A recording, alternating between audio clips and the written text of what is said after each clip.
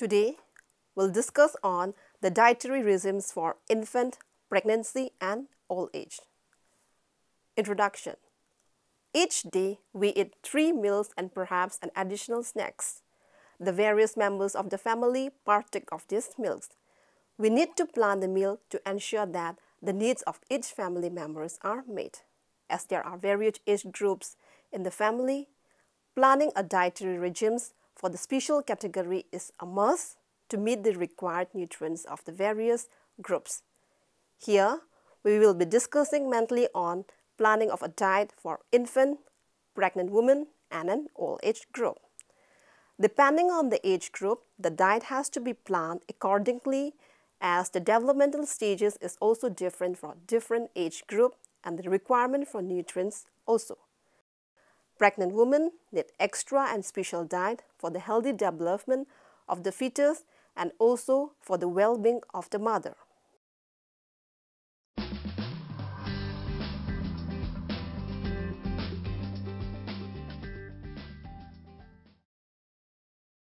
As the family member consists of various age groups in various physiological states, let us consider the need of each stage of life one by one. First, we'll see the diet requirement of an infant. Proper feeding of infant is necessary to ensure normal growth and development. Infancy is the period of most rapid growth when one considers the period from birth to adulthood. The foundation of future health has laid during the first years of life. Breast milk is the first normal food for the baby. It provides the nutrients needed in a proportion situated to the infant growth need. Nutritional requirement for infants. The need for energy is highest per unit body weight in the first year of life as compared to the subsequent year of growth up to childhood. The Indian Council of Medical Research recommends that calorie allowance for 1 to 6 months to be 118 calories per kg and 7 to 12 months be 108 calories per kg. The relatively high need for energy of an infant is understandable when we note that an average infant doubles his birth weight in the first 5 months of life and triples by the end of the first year. As the body growth is rapid, it is necessary to provide protein of high quality to sustain the rapid building process. As the body growth includes building of strong bones and teeth, the infant's need for minerals, calcium and phosphorus is high. Breast milk or cow's milk supply these minerals in sufficient amount. As the infant grows older, other sources such as green leafy vegetables and ragi are added in the diet to meet calcium needs. Milk, which is the food of the infant, is considered a complete food but is low in iron. A food supplement which supplies iron is needed to be added to the infant's diet by the age of 5 to 6 months. When the mother is well fed, the breast milk furnishes sufficient amount of vitamins, the only exception being vitamin D and C. The same is true for substitute milk used in infant feeding except the fact that it contains insufficient amount of vitamin C. Therefore, sweet lime, orange juice or some other juice high in vitamin C is usually added as one of the first supplements to the infant diet. The other supplement is vitamin D concentrate, which is added in the form of fish liver oil.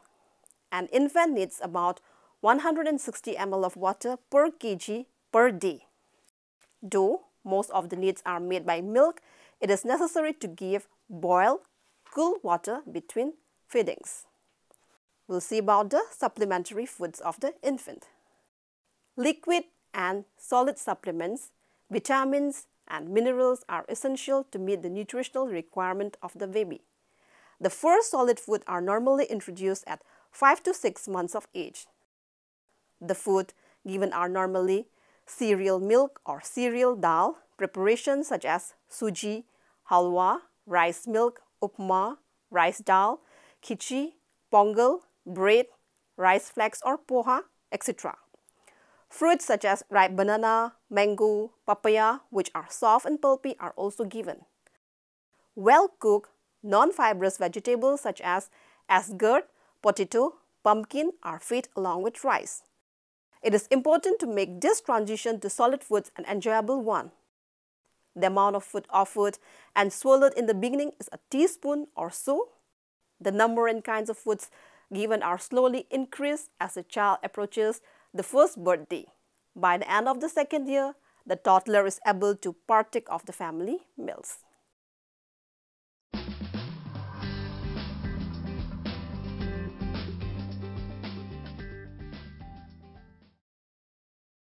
Next, we'll see about the pregnancy. Pregnancy is a normal physiological phase where rapid growth takes place in the mother's body. Before pregnancy, a woman needs nutrients for growth and maintenance of her body. Good nutrition keep her healthy. During pregnancy, additional requirements for all nutrients occurs to enable the fetus to grow normally. Fetal development is accompanied by extensive changes in maternal body composition and metabolism. There is considerable increase in nutritional needs of mother as pregnancy advances. Now, we'll see the nutritional requirement during pregnancy. During pregnancy, energy allowance should be increased so as to support the growth of the fetus, placenta, maternal tissue, and for the increase in basal metabolic rate. During the first trimester, 5% basal metabolic rate, and during the third trimester, 12% basal metabolic rate increases takes place. For an Indian woman with a 45 kg weight, the total energy cost of pregnancy is about 62,500 kilocalories. Some energy is deposited as fat during pregnancy for lactating period. Additional intakes of 300 kilocalorie per day during the second and the third trimester is recommended of the ICMR committee in 1981. Besides, 35 grams of cereals and 10 grams of sugar or jaggery must be added to the normal balanced diet to drive energy. Protein intake must be increased for the development of the fetus and placenta for accessory maternal tissue formation. The Food and Nutrition Board recommends that an extra 10 grams of protein per day be included in the diet during pregnancy. In order to obtain the desired amount of protein, the daily diet should include 1 quart of milk, 6 to 8 ounces of lean meat or its equivalent in protein, and 1 egg, as well as usual amount of whole grains or cereals products, fruits and vegetables. Increased amount of vitamin A, B complex, C and D are needed during pregnancy. If these needs are met, sufficient amount of vitamin E and K will be available. So, a pregnant mother should look for vitamin that includes 400 micrograms of folic acid, 400 international unit of vitamin D, 70 milligrams of vitamin C, 3 milligrams of thiamine, 2 milligrams of riboflavin, 20 milligrams of niacin, 6 milligrams of vitamin B12, and 10 milligrams of vitamin E. During pregnancy, minerals like calcium, phosphorus, and iron are required more. Calcium and phosphorus are necessary for bones and tooth growth. The Food and Nutrition Board recommends an additional of 0.4 grams of calcium in the diet. Phosphorus allowance must be equal to that of calcium. 1 quart of milk supply almost 9/10 of the needed calcium. During pregnancy, about 400 micrograms of iron for hemoglobin formation and more than 240 micrograms of iron for storage in the fetus are required. Loss of iron through the placenta and blood during parturition are about 90 milligrams. To meet this iron requirement during pregnancy, 8 micrograms of iron per day is additionally recommended. Iodine, an essential constituent of thyroxine, must be supplied in enough quantities to prevent goiter in infants and pregnant mother. The requirement of various nutrients during pregnancy is given along with balanced diet. 5 or 6 small feeds are better than 3 or 4 meals so as to avoid fullness in the stomach.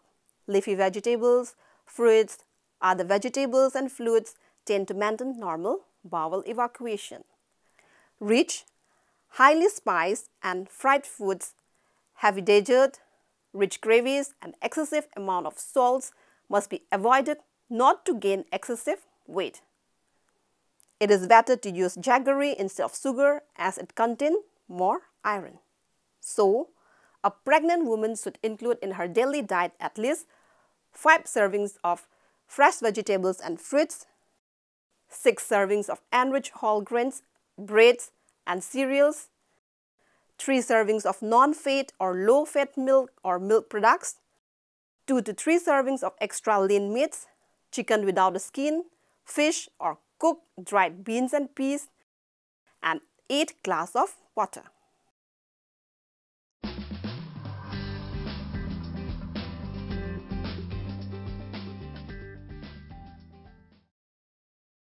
Good nutrition throughout life serves as a sound insurance for health for the years of old age. The process of aging brings about marked physiological changes in the body. Nutrition requirement of old age is different from normal adult. The lower metabolic rate reduces the caloric requirement by about 25% compared with normal adult. Physical activity is also less compared to normal person. If an old person has normal body weight, adequate calories can be given. For obese people, the calorie intake should be adjusted to reduce body weight, whereas for underweight person, the calorie intake should be enough to bring them to normal weight. For normal sedentary worker, 2,100 kilocalories for male and 1,700 kilocalories for female are enough to maintain normal condition. Protein deficiency is common among all people. Protein-splitting enzymes like trypsin, pepsin, and irisin are mild in their action, and so protein is not digested properly. Absorption of nutrients is poor among all people due to change in intestinal wall. Loss of appetite and difficulty in chewing and masticating food is a common problem. Food must be supplied to all people to provide 1.5 grams of protein per kilogram of body weight. Cooking methods adopted for old age people must be like steaming and boiling, making food easily digestible. Fat digestion is difficult and delayed in old age. It is better to avoid saturated fats from animal sources and use vegetable oils, which reduces the blood cholesterol level. Assimilation of minerals is poor in old age people compared to normal person. Osteoporosis and anemia are common among elderly people. About 0.8 to 1 grams of calcium and 30 to 40 milligrams of iron are recommended for them. B-complex vitamin deficiency is common, so along with a good diet, a multivitamin supplement is essential. In old age, muscle tone of the intestine is reduced and physical activities are also less. So, to avoid constipation, rough foods must be included in the diet which can stimulate the intestinal movement. Fluid intake must be liberal so as to form 1 to 1.5 liters of urine daily. Since many renal diseases are common among all people, proper urine output must be checked. Only proper urine formation eliminates the urea, uric acid and other metabolic byproducts. For non-vegetarians, the amount of milk should be reduced to 400 ml and pulses to 55 grams for male and 45 grams for female. 1 multivitamin mineral tablet is recommended for them. Individual variation is common among all people depending on their health status. Let's see the composition of a balanced diet for age over 60 years. Cereals, 320 grams for males and 220 grams for female. Pulses, 70 grams for male and 55 grams for females. Green leafy vegetables, 100 grams for males and 125 grams for females. Other vegetables, 75 grams for both males and females. Roots and tubers, 75 grams for male and 50 grams for female. Fruits, 75 grams for male and 50 grams for female. Milk, 600 ml both for males and females. Fat and oils, 30 grams for both male and females. Sugar and jaggery also 30 grams for both male and females.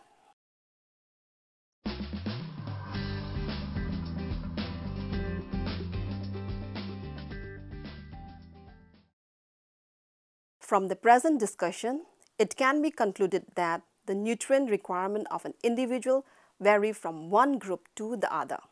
Mother's milk is needed most by the infants as it provides almost all the nutrients required for the growth and development of a baby.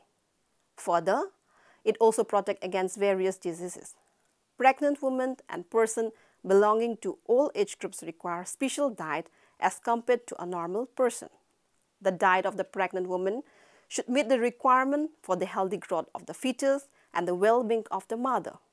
Old age person diet should also be maintained to meet up the lower metabolic rate and various other factors.